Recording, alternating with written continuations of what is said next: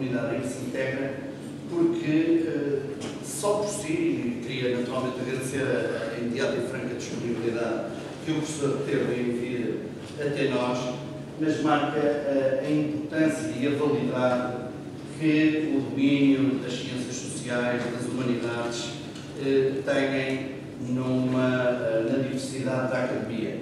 E muito particularmente, enfim, nestes tempos onde o óbvio parece demasiadamente óbvio, o professor José Gil, filósofo José Gil, traz-nos de facto aqui a importância do pensamento reflexivo, do pensamento crítico, e nesse sentido estou certo que nos vamos sentir mais enriquecidos, mais gratificados no final desta conferência.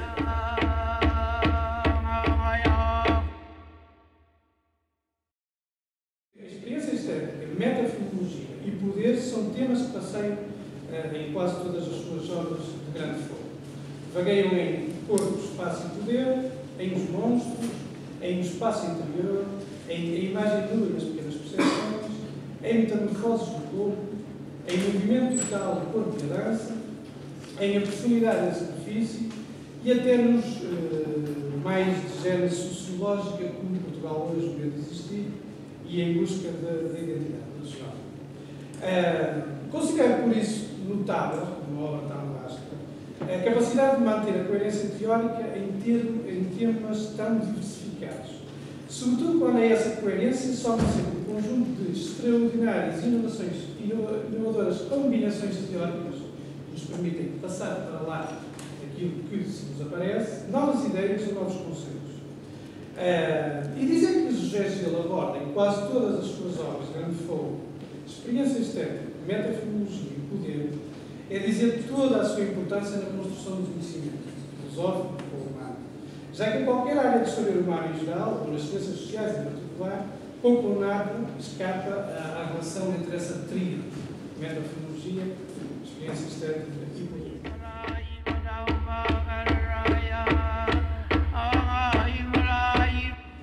Nós podemos considerar, para começar, que há uma comunicação entre o artista e os materiais. Para começar, não é? Os materiais são transformados pelo artista, que comunica às matérias inscrições, traços, formas que vêm dele em particular. Bom, em segundo lugar, podíamos considerar aqui uma comunicação entre a própria obra e o espectador, o observador,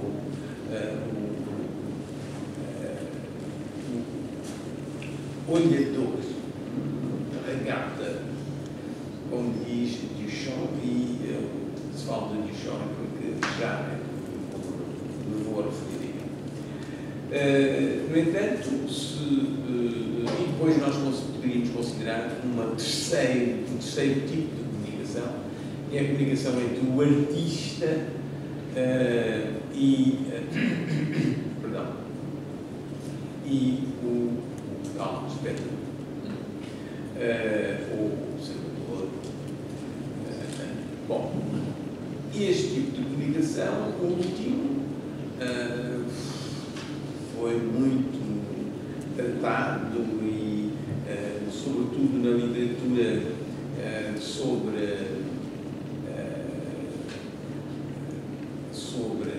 a comunicação estética,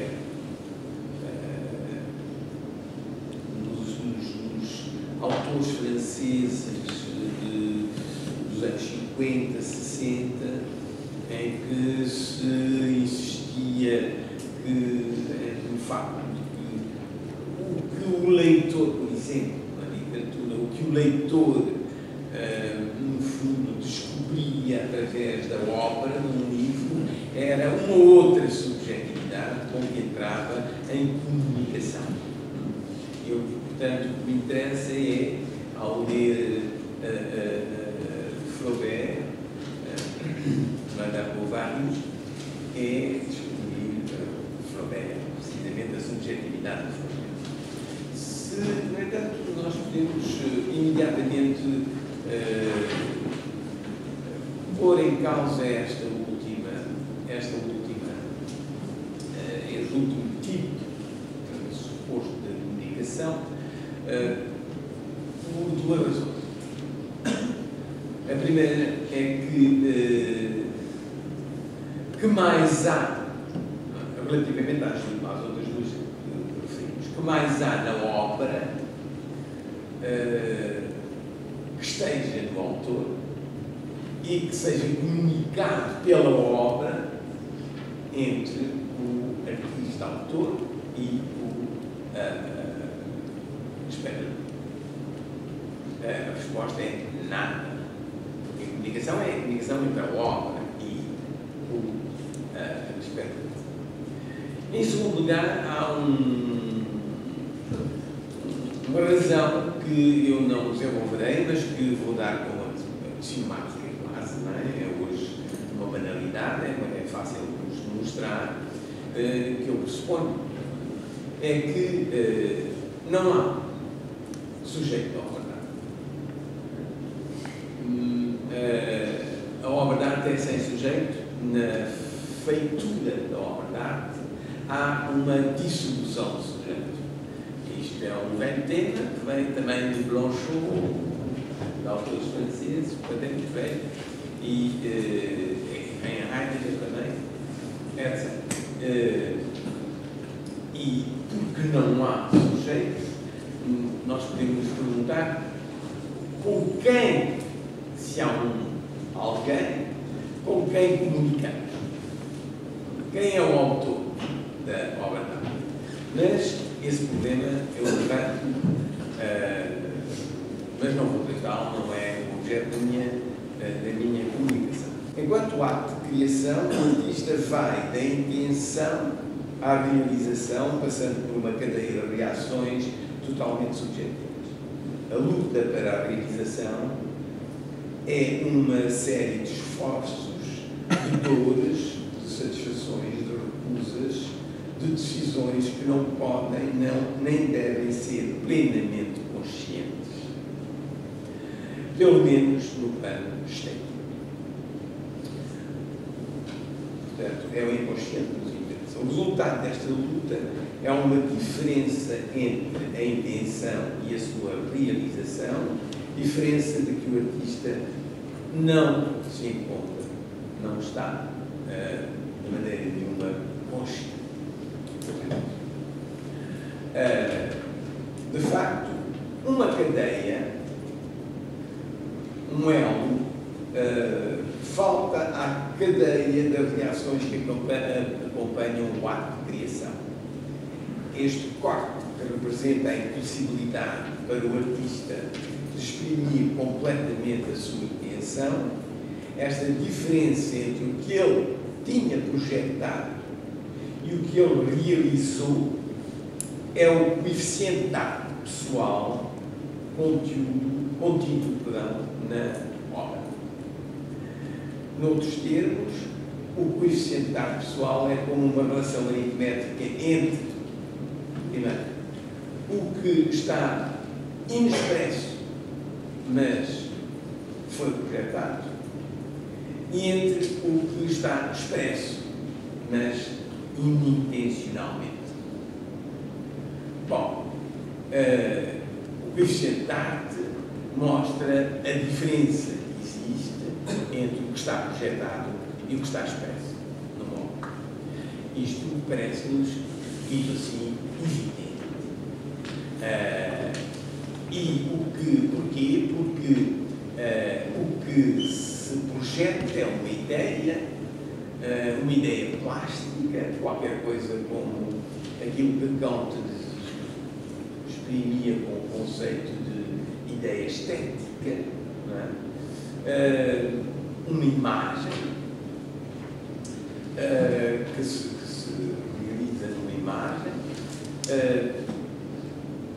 mas que não é, por um lado, materialmente uma ideia, se é que isto tem sentido, não é evidente, porque a ideia não é material, e, por outro lado, não corresponde, ponto a ponto, à intenção e ao sentido da ideia.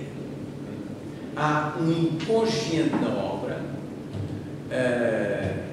em toda a obra de arte, e é esse inconsciente que nos cabe analisar. Este inconsciente, para Duchamp, é o que marca a singularidade da obra.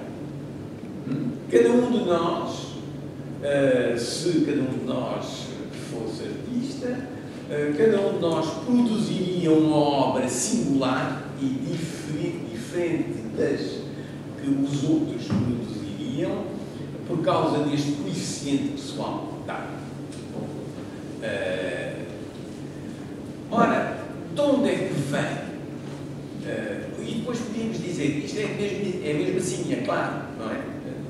Eu tenho uma ideia, por exemplo, uma ideia plástica, de construir um objeto, tenho uma ideia de uma instalação, tenho uma ideia de uma performance, e nunca o que tenho ideia de uma coreografia, e nunca o que é realizado reproduz tal qual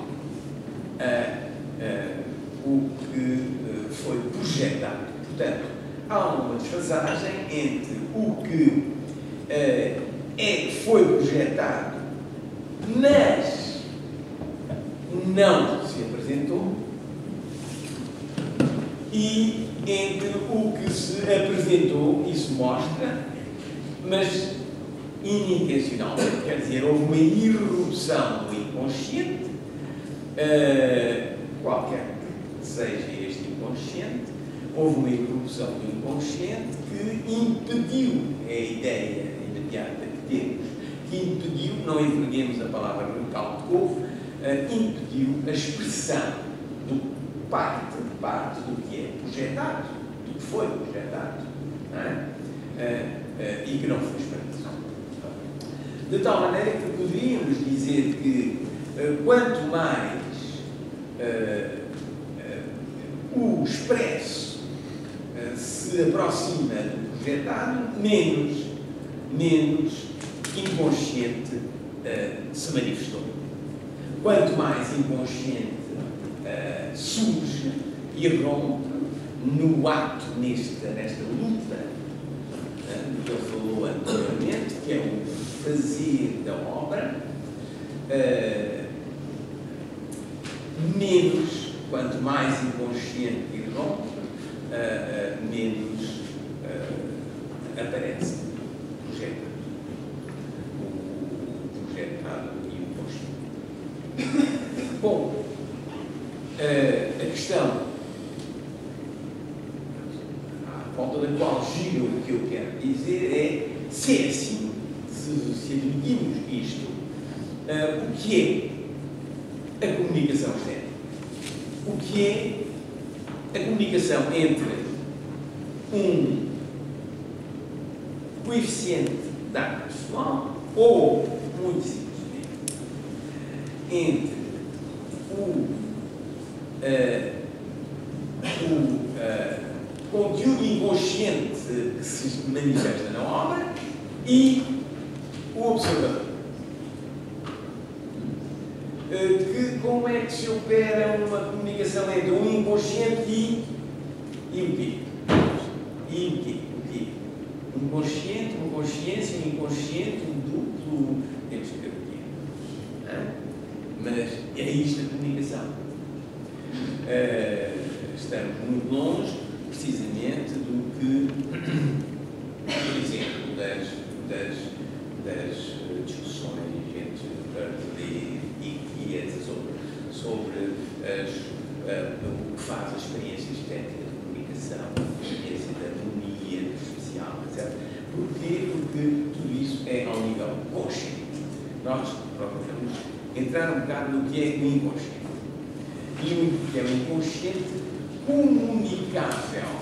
Bem, eu disse que teríamos que analisar o que significa comunicável. Já lá estamos, já lá estamos.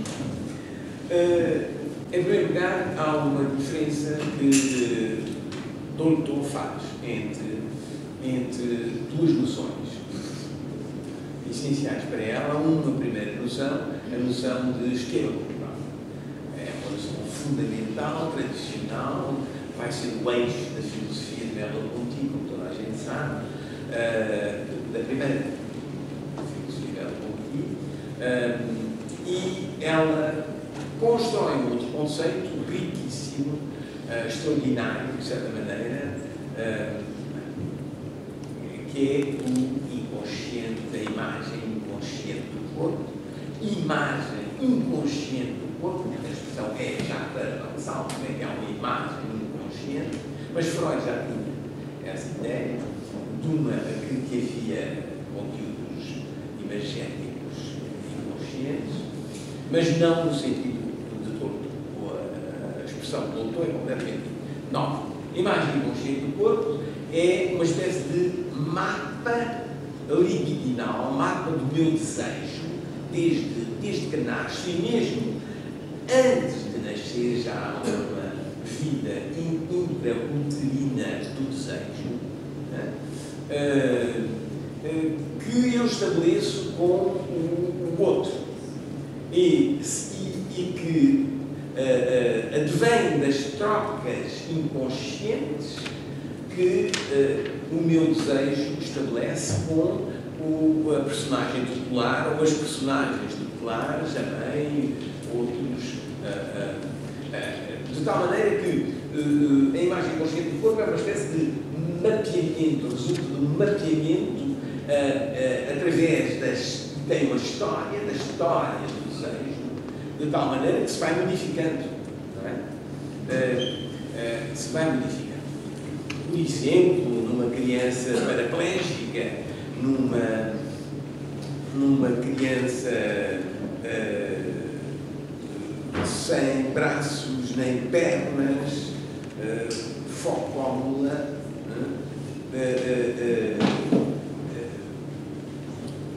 por exemplo, uma criança focómula nascida sem membros inferiores ou superiores possui um esquema corporal enfermo. Contudo, a sua imagem do corpo pode ser inteiramente sã e permite uma linguagem de comunicação interhumanas tão completas e tão satisfatórias para ela como as de um indivíduo não enfermo. Como é que se pode construir uma imagem, um desejo, tenhamos agora, sem interferir com a imagem consciente do corpo, um desejo que é normal, normal entre aspas, numa criança que não tem braços nem mãos, por exemplo. Para isso, diz o doutor, é preciso que várias coisas, vários requisitos. O primeiro é dizer à criança que ela é doente, que ela sofre de uma enfermidade. Falar verdade com a criança. E isto é claro. A criança, se não fala a verdade, há qualquer coisa que não aparece na criança e todo o discurso e a troca de discurso entre os pais e a criança vai ser minado por qualquer coisa que se escondeu e que tem a ver com a culpabilidade genital dos pais, em geral, não é? Como é que nós fizemos esta rapariga que não tem braços nem pernas e sinto culpado por isso? Mas pelo contrário, se falar a verdade com a criança, é possível construir nessa criança sem pernas nem braços um desejo de vida, desejo sexual, desejo etc. E como? Então ela dá o exemplo ela dá um exemplo. Basta que, portanto, a mãe, digamos que é a personagem tutelar, a mãe fala verdade com a criança. Não dizer a verdade aqui estraga tudo, é impossível. Primeiro, falar a verdade. Segundo, é preciso que ela metaforize, isto nas palavras do doutor, metaforize a sua linguagem, que é uma linguagem que ela transmite à criança de psiquismo a psiquismo. Estou a citar. Psiquismo a psiquismo é uma expressão que ela utiliza que é misteriosa. É por isso que ela é interessante. Psiquismo a psiquismo, que já é tão difícil nós falarmos de psiquismo a psiquismo, não é? Quer dizer, pelo menos temos que falar despojando-nos de tudo o que é mundano para falar de usa, tudo o que é da ordem do estatuto social, do atributo, do etc, etc, etc. Para termos uma espécie de ser nulo, ser ontologicamente nulo e haver uma espécie de comunicação entre dois seres. A mãe tem que falar com a criança de psiquismo a psiquismo e então pode dizer coisas assim. Cito: se fosses um pássaro, poderias voar. Está a dizer, tu não és pássaro, tu não tens braços nem pernas, mas se tu fosses um pássaro, poderias voar. Se tivesses pés, mãos, poderias fazer como este rapazinho. És tão esperto como ele. Bem, toda a questão se põe de saber como é que palavras assim, trocas de linguagem assim, podem construir uma imagem sã do corpo. Quer dizer, um desejo, uma libido normal, num esquema corporal lesionado. E então, para isso, temos que nos reportar à teoria da linguagem, falarei muito rapidamente, a teoria da linguagem da doutora. O que é que isto nos interessa?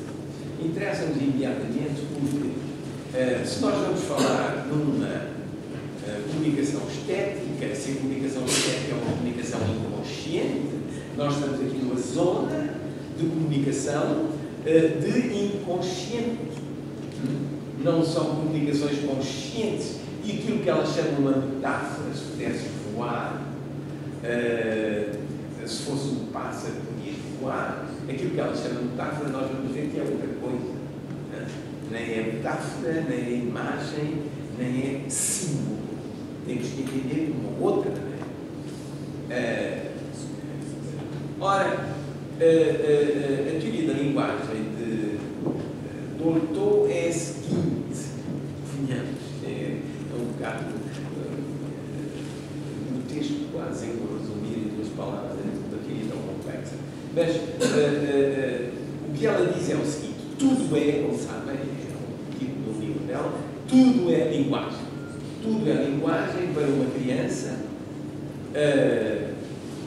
para um recém-nascido, significa que há uma linguagem gestual, há uma linguagem sensorial, portanto, pré-verbal, e há uma linguagem que no estado genital passa a ser verbal, etc. Isto em termos psicanalíticos.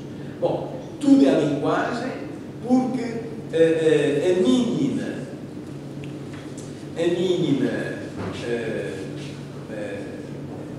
o mínimo movimento, o mínimo signo natural pode inscrever-se no corpo.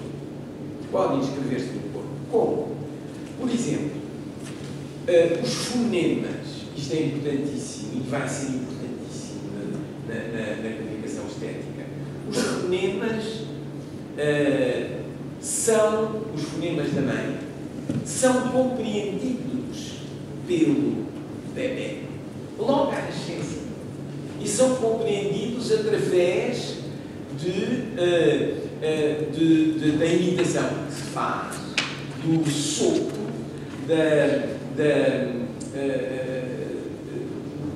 da fricção do ar nas cordas vocais no no espaço da boca da criança, no som, no timbre.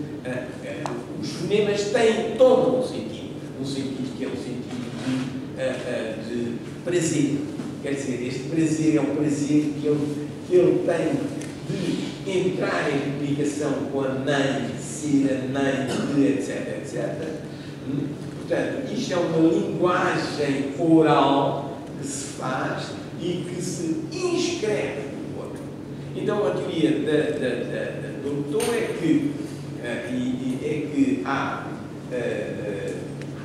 segundo as fases genitais, as fases do crescimento sexual, as fases libidinais da criança, há uma compreensão diferente da linguagem. Por exemplo, para uma criança, amar para uma criança no estado oral, uma recém-nascida, ou coisa assim, amar não tem o mesmo sentido que no estado anal ou no estado genital. É claro, para ela, para essa criança, amar significa um prazer que é um prazer de boca, que é um prazer parestésico, quer dizer, de ser do seu próprio peso quando é transportado pela mãe, e daquilo que precisamente ela pode sentir com. Mas quando aparece a castração anal e a criança passa a poder andar, passa a poder movimentar-se, estar de pé, então o amor já tem adquire um outro sentido.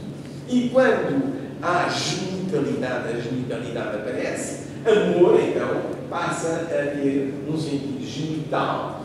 E a cada fase da linguagem, o que é aqui misterioso e extraordinário é que a fase em que se está recupera o sentido da fase anterior, que é da fase formal, da fase anal, da fase genital, recupera tudo. E diz doutor, é por isso que se pode fazer, é por isso que a psicanálise se podem fazer psicanálises a adultos, porque as psicanálises de adultos vão a esse fundo infantil. E porquê é que vão a um fundo infantil quando a criança compreendia outra coisa? Não é? É porque precisamente qualquer coisa se acumula no sentido e é recuperado no sentido. O que me faz pensar, evidentemente,